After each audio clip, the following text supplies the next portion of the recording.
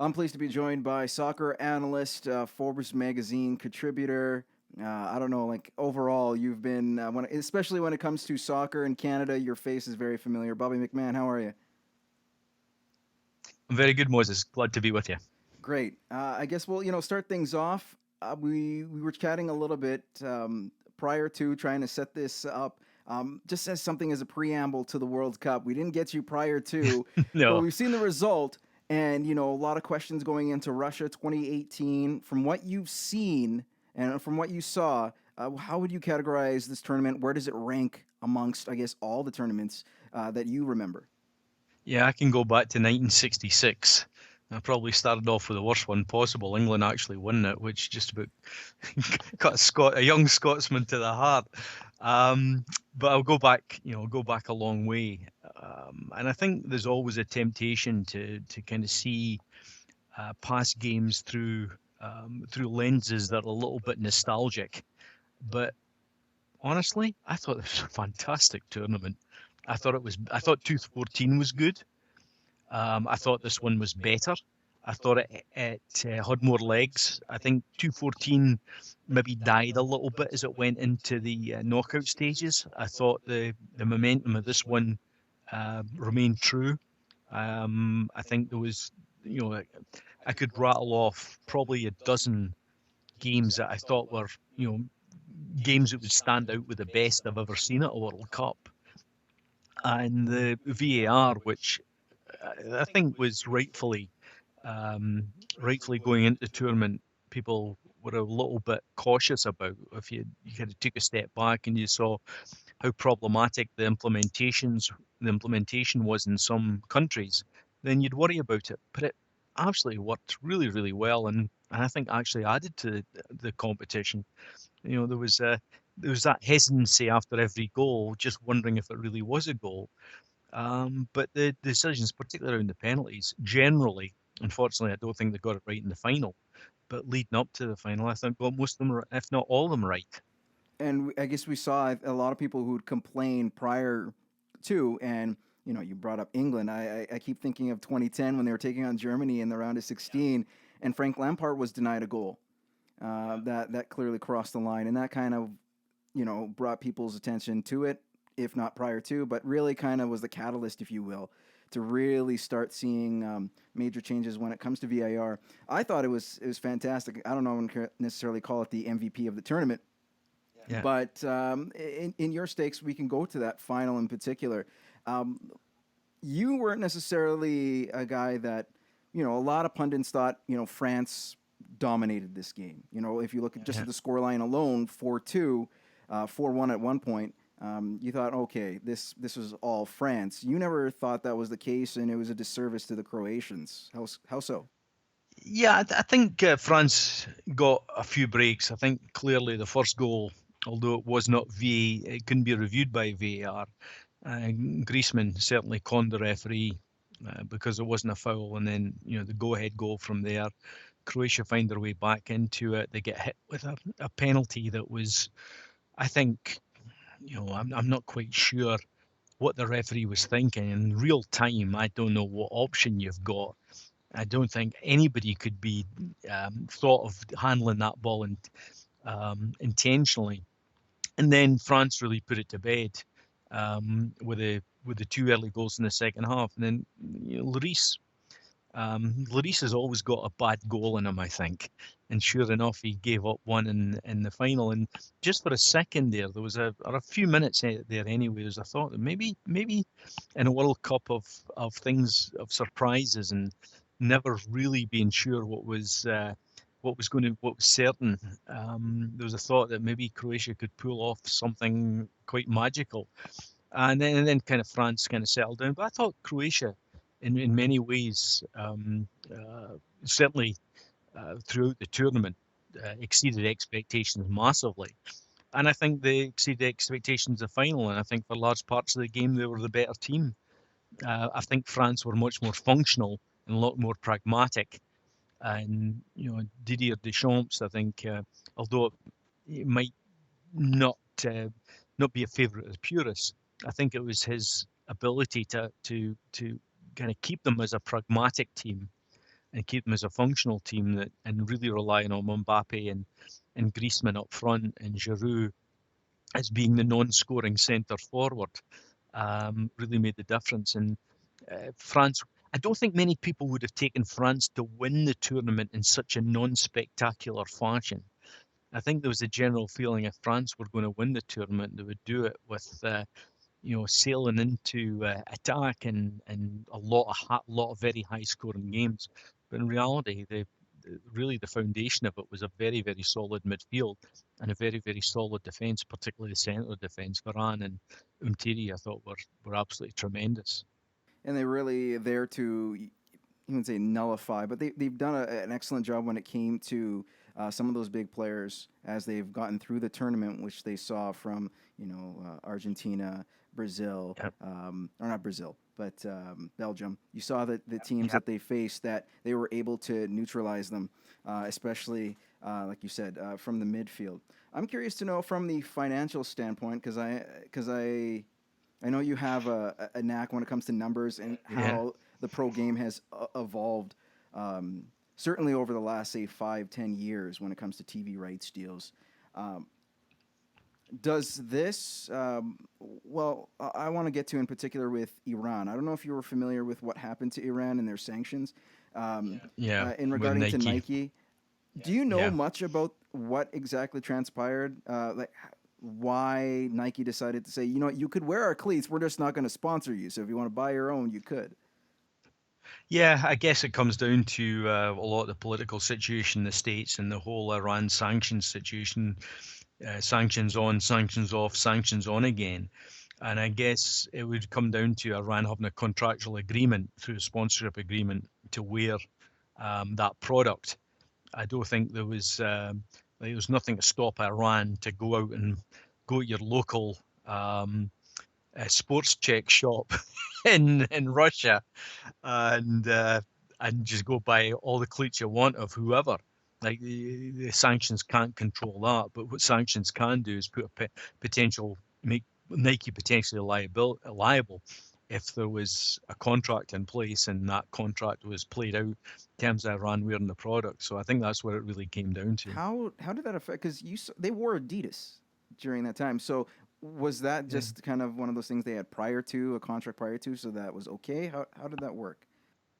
I guess the other thing you got to remember is Nike's an American-based company, and Adidas is a German-based company. So the how far that arm of the American, in inverted commas, justice or legal system can stretch is something that has entered this realm as well, because Americans have a lot greater control over imposing penalties on sanctions on US-based companies than they do on European. They can still extend European companies and other companies that operate in the States, but it's a little bit more cumbersome, a little bit more problematic for them, and potentially can really set off, um, you know, I wouldn't necessarily say trade war, but a legal war between European jurisdictions and American jurisdictions. So I just think it would probably be a little bit easier for the Americans and Trump to make the Nike relationship stick with some sort of liability rather than the Adidas one, which is German company, and same with Puma. See, it's one of those things that, from my perspective, just is really confusing, and the fact that these are just soccer players. They have nothing to do Yeah. with, they just want to play the game. They want to represent their country. They don't necessarily have anything when it comes to geopolitical ties or want to spread a certain message. If they do, I think they just wanted to play football. So I found it interesting that the FA in particular was really, you know, hit hard compared to say, hey, the government is one thing, football is another. And I know FIFA has been, adamant about keeping politics out of the sport. Yeah. Well, If FIFA are quite adamant about keeping politics in FIFA. there's a difference. And the funny part was, I don't know if this is true or not. There was a recent article with Sepp Blatter saying, the bid for Qatar 2020 was rigged or was bought. Yeah, Yeah. and you're like, yeah, it, You it wouldn't have was said under you. it was a pity you hadn't said that at the time, Yeah, eh? and I was like, well, it was under your, regime, if you will. I That know. so that was funny. But anyways, 2022 is another story for another time. I want to Yes. talk about the current. I guess one of the biggest news players after the World Cup, or even just during it, was Juventus and their bid for Cristiano Ronaldo. Just the rumors alone shot their stock up. I think, was it 30 cents? I think it was at the time. Yeah, it went up like 25% or Yeah, and something, or it 30%. continues to climb. Jersey sales once Ronaldo signed, in a matter of, I guess we'd say, I don't know, it was like minutes or hours or days that it literally sold out. Wherever you could try to find one, good luck if you could find a CR7 in Juve. What's the transformational aspect of Ronaldo that people gravitate to?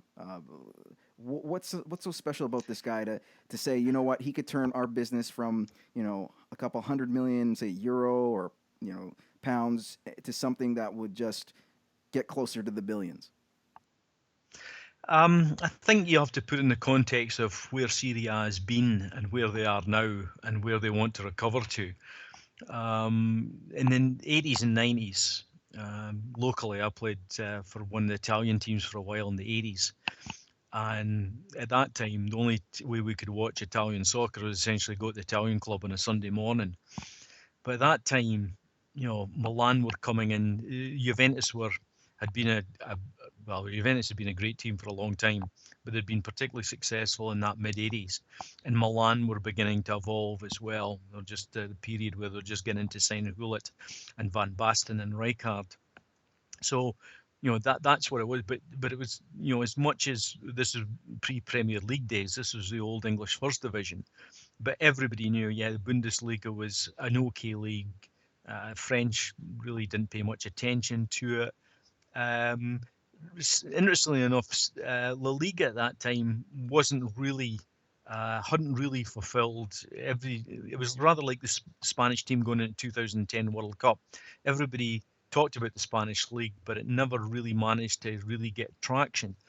Terry Venables going to Barcelona, and that never really worked out. They stumbled when they got to the European Cup final. Real Madrid were dominating domestically, but they weren't having great success in Europe.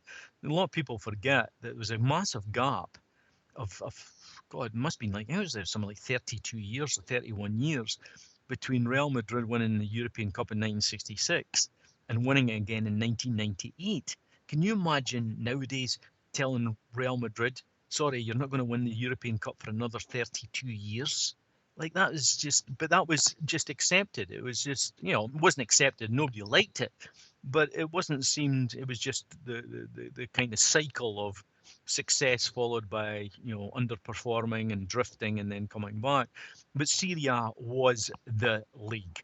Absolutely the league. You pick up from Milan, and then you got the Maradona years in the last 80s as well, late part of the 80s with Napoli.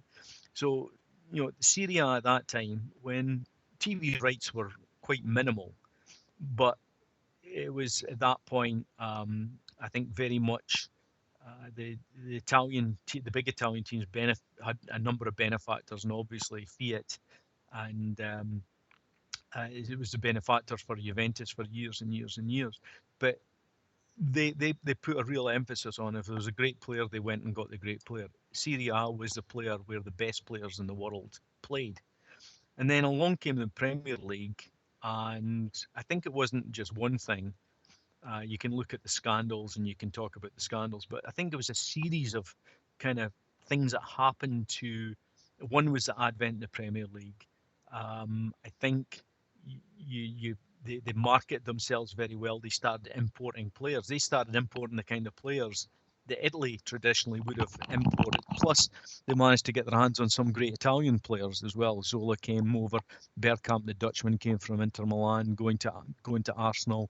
Thierry Henry, as a youngster, went Juventus to Arsenal. So you started seeing it going from a net importer of players to almost an exporter of players, not necessarily just Italian players, but other foreign-born players as well. And it just sort of got away from them, and it hit its sort of nadir in 2006, even though it was the peak for Italy in terms of winning the World Cup. But the scandal just took them down shortly after. They lost the rights to host, I guess it was the 2016 Euros, I believe, to France, or maybe it was the 2012, a little bit. But one of them anyway, which would have been a tremendous shot in the arm for them, because it would have meant rebuilding the stadiums, because a lot of that infrastructure had declined as well the great stadiums of Italy were kind of no more. So you've gone in this dip and you've seen Oh, sorry, is this cutting out just a little bit here, Bobby? I'm just seeing if it works. Yeah, the audio, the video's there. The audio is just kind of. There we go. So you had Juventus have really been over the last number of years the only team that has really made a mark in Europe. And you look at other things they've done, built their own stadiums, adopted a little bit of different business model, realizing how important Champions League money is to Juventus. And I think in the Ronaldo situation, they saw an opportunity not just to benefit Juventus, but the residual effect of benefiting Serie A as well.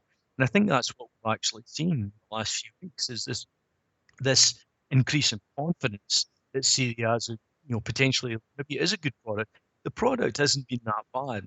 Watching games, week in week out coming from Italy, um, there's still very good games and very big players, but it's certainly not had the attention that it did, a few years before that. So now Ronaldo has the ability to kind of focus that attention and everybody benefit from the kind of halo effect of Ronaldo. You look at social media following, like how many people he plays against Evo and Saturn.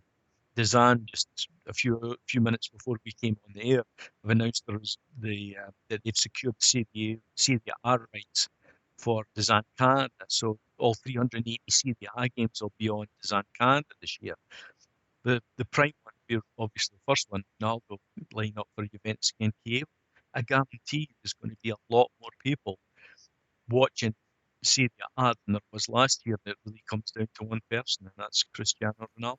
Yeah, I think the biggest thing you mentioned was the residual effect. This isn't just good for Juve. This is good for the league entirely. And I didn't quite see it, but now I do get it. And it is a loss when you look at the other way for Spanish football. Yes, you still have Messi, but he's, you might argue he's approaching the wrong side of 30.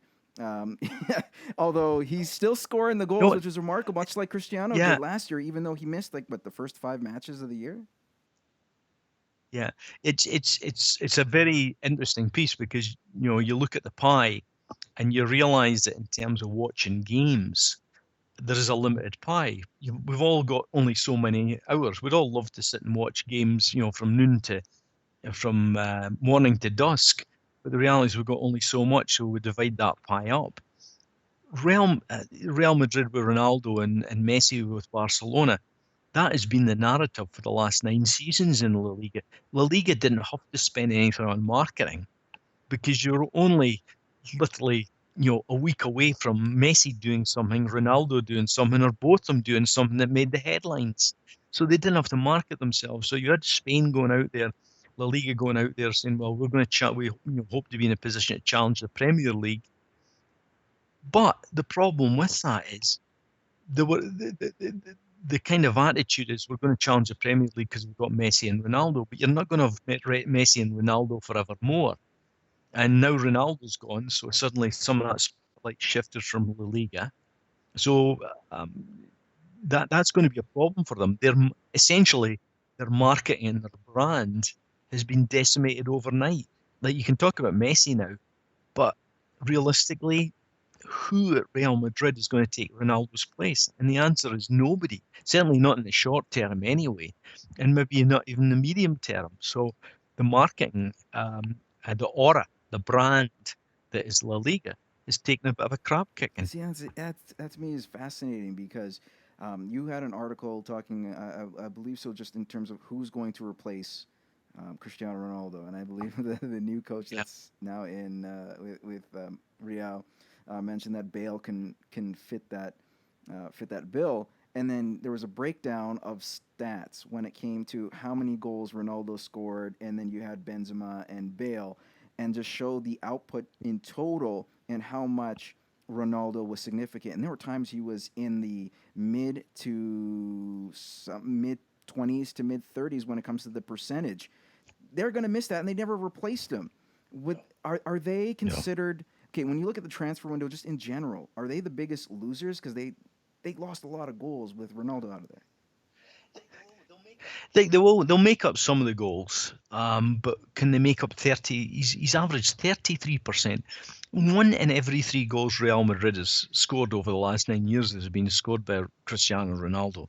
Like, that's not just impressive, that is a phenomena. Like, that is absolutely beyond what we're used to seeing. And then you look at Lionel Messi and you see not dissimilar rates over there. You look at how his output. So you look at these two players, Messi now the other side of 30, Ronaldo now going to Serie A. Real Madrid just literally cannot make up these goals. The difference, and the only thing that might mitigate it for Real Madrid, is a situation where, was Ronaldo's goals, the one that made the difference between a 2-goal win, a 3-goal win, or a 4-goal win, or whatever? Or is it a case of we scoring winning goals? We didn't have enough time to go now and analyse to that extent. But just once again, that brand Real Madrid, they're just not going to be exciting. They're not going to score as many goals, and they're just going to have a little bit more trouble. They've got an incredible fan base, and that fan base really isn't going to move that much. But the neutrals, like if you're a neutral and you hear Real Madrid's on TV and Ronaldo's playing, it's a good chance you're going to watch. Lionel Messi's playing and Barcelona's playing, good chance you're going to watch. Real Madrid without Ronaldo, maybe I'll watch Ronaldo play for Juventus. So you've got these choices available to us, and as I say, we all like to talk about growing the pie, but as far as fans as consumers are concerned, there's limited time. There's only so much time we can dedicate. So we're going to decide what's going to give us the best entertainment value for our time. And a lot of people, I think, are going to opt for a good look at Ronaldo and Juventus this year. Yeah, it should be good because their season kicks off this coming up weekend, so that's always nice for fans to check out. Still sticking with Serie A, I did want to talk about AC Milan. Did they dodge a bullet thanks to the court of arbitration of sport? Just for the fact that they should have they should have been banned from UEFA considering their fair play rules or Yeah, financial rules. and I find the explanation a little bit contrived, in as much as the suggestion that the UEFA chamber, who imposed or the imposing of the penalty, should have taken consideration that there was new owners there. Well, the new owners came in pretty haphazard fashion. Let's face it, this is a hedge fund, not much better sometimes than a vulture fund, coming in and basically sweeping up one of the most prestigious names in world soccer for literally not very much. Like, even just buying it right off the hop for what they put into the club, they could resell it immediately and make a profit. Down the road, I think they're set on retooling. I think they're resetting on re-establishing AC Milan as one of the great clubs in Europe. If they manage to do that, that's when they'll decide to sell. And it won't just be making a few, maybe tens of millions of dollars. They'll make hundreds of millions of dollars because they know where this is going. Like, I went, and I know this is a little bit off topic, but it maybe sort of leads to something else. I remember writing some articles in the early parts of the 2000s as Premier League started generating ever increasing amounts of money from TV rights, and the gist of my articles was the bubble's going to burst, the bubble's going to burst.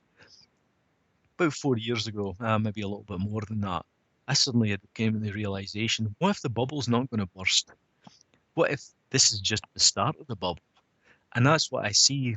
The way that TV rights money is scaled up, yes, it's gone down a little bit in England, but that number was so gigantic to begin with. But you look at the sponsorship of the top clubs, the big clubs in Europe, the amount of money that UEFA generate through sponsorship for the Euros and Champions League and Europa League, FIFA World Cup, it just goes on. And the bottom line is, you're talking about a worldwide sport with a worldwide following, and it has the magic that TV and broadcasters want, which is you don't know the end. And every game is drama, every game is theatre.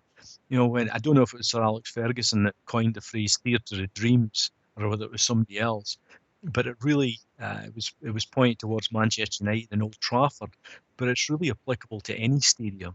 It's the theatre of dreams, like it's live theatre, it's people's theatre, and it's not got preordained finishes to it, and that's what makes it irresistible. That's why we'll keep on paying subscription fees to TV channels and streamers, because it's a little bit like Not that I would know, but I would imagine it's a little bit like the crack cocaine. Like once you get it, you can't stop, right? It's a crack cocaine of sport. And as long as and there's still markets that have barely been reached. Never mind just you look at the Asia market, you Yep. look at in Africa as well, India. You got populations in one continent, and then these two countries that are extremely massive, and they've been you might argue largely untapped. So there's Yep. still oil to be drawn Yep. for TV rights, money. And when you look at foreign players too, you saw that a little bit with Manchester United. Other clubs, a lot of clubs do this, where they'll have a player from a certain country. Yep. Not necessarily he doesn't have the skill set, but he provides other opportunities outside of the pitch that help you reach certain markets. You saw that with certain players, like I mentioned, Manchester United, and I'm forgetting the Korean player they had years ago. Park. Yeah, yeah, Yeah. The Jisung. terrier. Yeah, who was a nice addition in terms of coming in from off the bench sort of thing, but was a player that provided a great marketing ploy to reach fans within Korea. I do want to ask you, because you are a Dundee fan, right? Yeah. Unfortunately. It's still early. It's still early in the Scottish Premiership. And you're still kicking around that first division. I want to talk about Steven Gerrard going to the Rangers real quick. Yeah. Because for me, I enjoy watching Celtic, and I loved watching the Old Firm Derby because there was a lot of animosity. Yes, outside of the whole religious aspect out of it. Yeah. But I mean, like, you watch the football, and that's a true derby. People were excited to watch it. Jeez. That went away over the last few years, considering what happened to Rangers, going through administration and trying to build themselves up. They've been back in the top flight in Scotland, but it still hasn't been the same. And you've seen Celtics reign, dominating over the last little bit here. Does Steven Gerrard help that league and maybe even Rangers itself to bring more publicity and to bring a light to Scottish football, which hasn't been there, you might argue, for the last couple of years? Absolutely. Very on a smaller scale, it's the Ronaldo at Serie A to Juventus. And just the fact that Steven Gerrard's gone to Scotland to the Rangers is going to attract a lot. It means they're going to get more column inches in English media. There's going to be more people following them. More people will tune in. Because let's face it, Steven Gerrard, it's not just about what he's doing now, but what he's going to do in the future. I think every Liverpool fan that I know of harbours this belief that Steven Gerrard is one day going to be manager of Liverpool. Days after Klopp, or maybe even one manager after Klopp. So there's a great interest in Steven Gerrard to see if he can succeed. And what I think people outside Scotland, even in England, do not realise is what a massive club Rangers are. And I don't want to get into whether this is real Rangers or the old Rangers or Was it Servco? Rangers what year. It goes on and on and on. But the reality is the Rangers have got a following that's one of the largest in the world, in all parts of the globe. And with that brings incredible attention, and it brings in high expectations.